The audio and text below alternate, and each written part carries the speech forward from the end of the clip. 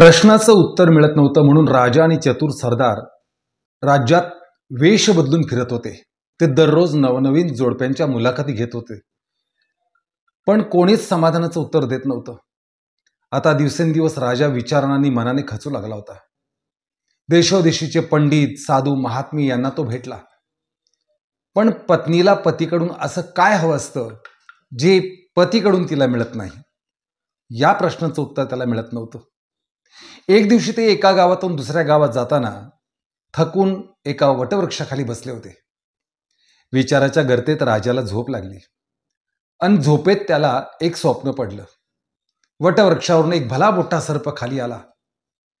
त्या सर्पानं राजाला फण्यावर उचलून घेतलं आणि म्हणाला, तुझ्या प्रश्नाचं उत्तर या समोरच्या विहिरीत आहे, पण त्यासाठी तुला इथं रात्री यावं लागेल, रात्रभर थांबावं लागेल. तो स्वप्नातून खडबडून जागा झाला. त्यानं ते स्वप्न सरदाराला सांगितलं. समोर पाहतो तो खरोखरच एक जुनाट विहीर होती. त्यांनी आत डोकावून पाहिलं. विहिरीत पाणी अजिबात नव्हतं, पण ती दगड चुन्याने बांधलेली विहीर खूप सुंदर होती, रेखीव होती. त्या विहिरीच्या पायऱ्याही लांब, रुंद व नक्षीदार होत्या. विहिरीच्या तळाला एक खोली दिसत होती. ही विहीर त्याला रहस्यमय वाटली. इथे नक्कीच काहीतरी चमत्कारिक असेल असंही वाटलं. आपण इथे रात्री थांबूयाच असं दोघांनी ठरवलं. आता जसजसा अंधार पडू लागला तस तसा त्या विहिरीतून प्रकाशाचा लोट बाहेर येऊ लागला. त्या प्रकाशाबरोबर विहिरीतून तो सर्प आला होता, जो राजाच्या स्वप्नात आला होता. त्या सर्पाच्या डोक्यावर एक नागमणी होता. त्याचाच प्रकाश सर्वत्र पडत होता. पाठोपाठ एक परी बाहेर आली. ती नागराजाला म्हणाली, त्या वटवृक्षाखाली कोण बसलंय? राजा, हो हो, तू राजाच दिसतोयस, आणि हा तुझा सरदार, आणि इथं काय बसलाय अशा अंधारात? राजा म्हणाला, हे सुंदरी, माझा एक प्रश्न आहे, उत्तर देशील? परी म्हणाली, अवश्य. तुझा प्रश्नही मला माहित आहे राजा, मीच उत्तर देईन, पण तू माझ्याशी लग्न केलंस तर?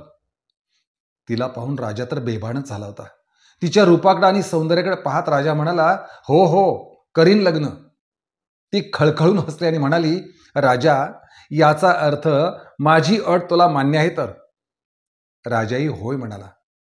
तशी ती परी परत म्हणाली, राजा, माझं खरं स्वरूप तुला कळलं तरी तू माझ्याशी लग्न करशील?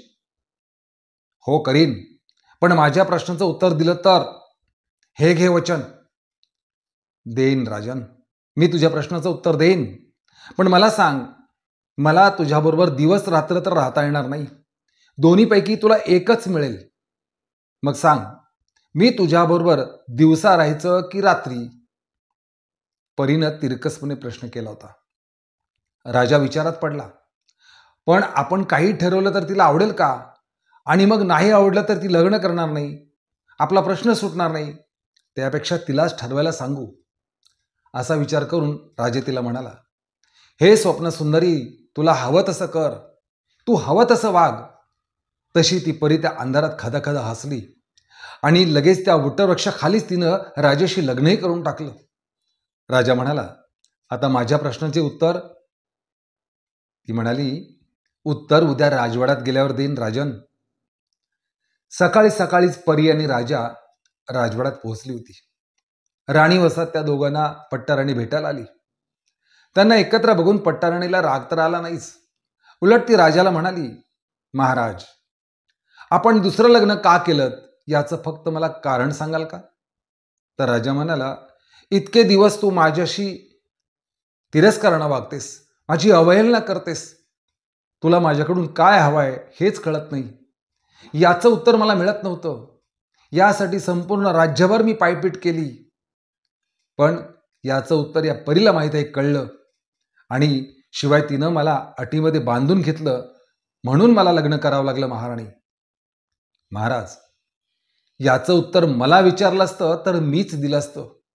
या हडळीला कशाला आणलात घरात? महाराणी चिडून म्हणाली, तिला पहिला हाकलून द्या. राजाला भयंकर राग आला, पण तोच ती परी हडळीसारखी भयानक दिसू लागली आणि भयानक हसू लागली आणि म्हणाली, राजा, तुझ्या प्रश्नाचं उत्तर ऐक. पत्नीला आपल्या मनासारखं वागायला, तिला हवं तसं करायला मिळत नाही आणि ते पतीकडून मिळावं ही तिची अपेक्षा असते. हेच तिचं म्हणणं असतं. तू माझ्यासारख्या हडळीशी लग्न केलंस, मला स्वातंत्र्य दिलंस, ते या पट्टारणीला दिलं असतंस तर ही वेळ आलीच नसती.